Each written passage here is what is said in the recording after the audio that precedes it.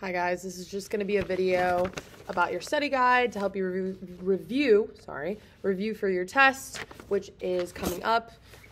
This will have all of the answers on the study guide as well as help you kind of get in that mindset and be ready to take the test. So watch this as many times as you want. I know my yapping might be annoying, but I think this will help some of you study for your test, okay? The first thing when we're talking about our papers, right, in essay writing, the main point or theme of an essay is its thesis, right? Our thesis statement or just thesis, okay? Every essay should have a minimum of 3 arguments supporting the main plot. Your conclusion should restate your thesis and arguments, okay? So that is part 1, talking about essay writing. Part 2, all about the fallacies, right? It'll be just like if you had to take that quiz that we gave you, the open note quiz. It'll just be giving an example and you'll have to say which it is, right? They're the same as the quiz, okay? So they're not going to be anything new or anything different. False cause, saying something causes it, but it actually doesn't, right? So all people who drink water die, so drinking water will kill you is an example of false cause, right? Appeal to authority, believing it because someone in power says it's true, right? My mom says, my dad says, right? My teacher, my grandma, grandpa says, without evidence, right? That's appeal to authority. Texas sharpshooter is only looking at information that proves your point, right? So you only pick statistics that support your argument and ignore statistics that prove it wrong, okay? Essentially, that is Texas sharpshooter. Bandwagon, a lot of people believe it, right? So you're going to believe it. I believe this is true because everyone believes this is true. That is bandwagon. Ad hominem, attacking the person, not the argument, okay? You are too young, you are too short, you are too smelly, right? Instead of actually saying a response to the argument that they were talking about, right?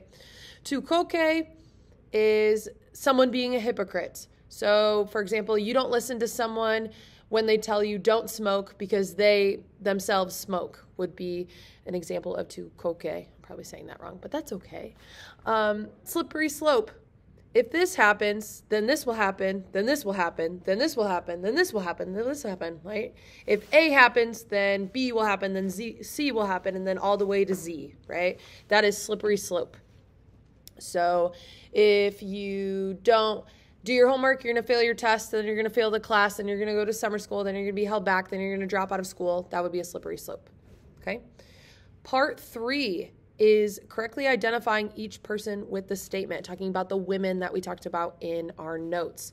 Carrie Chapman Catt came up with the winning plan. She decided to gather the state's approval and then work towards the amendment rather than right out of the gate trying to work towards the amendment, right? Wanted to make sure that we could have a bunch of states already approving women's suffrage so that we could have a little bit more behind our backs when women wanted to pass the 19th Amendment eventually. Ida B. Wells Barnett, we talked about how she was a journalist, a researcher who fought for women's rights, but also against white mob violence, specifically the lynching that was going on in the South. Dr. Mabel P. Lee is a Chinese-American voting rights activist. She was known for being a leader in the New York civil rights, women's rights movement. And at age 16, she leads the women's suffrage parade, okay? Alice Paul, known for being a leader in the suffrage movement. She protests. She does a hunger strike. They actually arrest her, put her in solitary confinement to break her will. Susan B. Anthony is actually the founder of the National Women's Suffrage Association, and she's the author of the 19th Amendment. Elizabeth Cady Stanton started the movement. She was president of the National Women's Suffrage Association National American Women's Suffrage Association for 20 years. Flip my paper over. Zik Khalasa was a Native American voting rights activist, worked to end Native American boarding schools. Adelina Otero Warren was a Hispanic voting rights activist, made sure that a lot of the materials that they were putting out with information about the movement were both in English and Spanish to make them more accessible. Deborah Sampson was a woman who disguised herself as a man during the Revolutionary War to fight in the war. That is the women that we talked about. Moving on to amendments. The 16th Amendment created the income tax. How you can remember that is not so sweet 16, right? It's not so sweet to be taxed, right?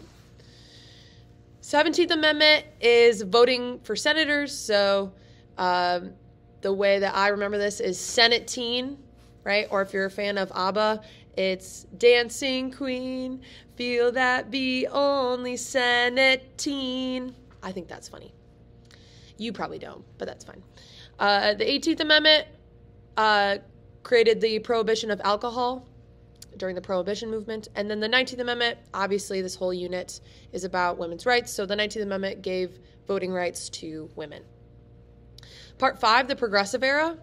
Muckrakers were journalists, writers, photographers who went in and exposed a lot of the corrupt working conditions that were happening.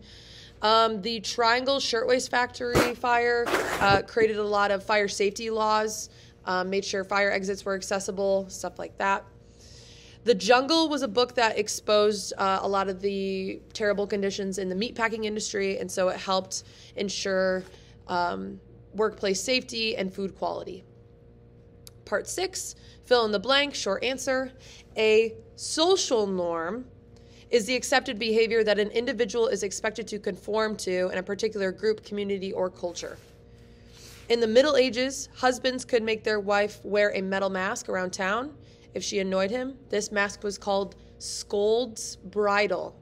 SCOLD apostrophe S BRIDLE. Okay. Has Illinois ever had a female governor? No. And they're not the only state to not ever have a female governor. At the time of this video, I know for a fact Iowa has a female governor, but I can't think of any more. Sorry to disappoint. Why did the states out west allow women to vote first?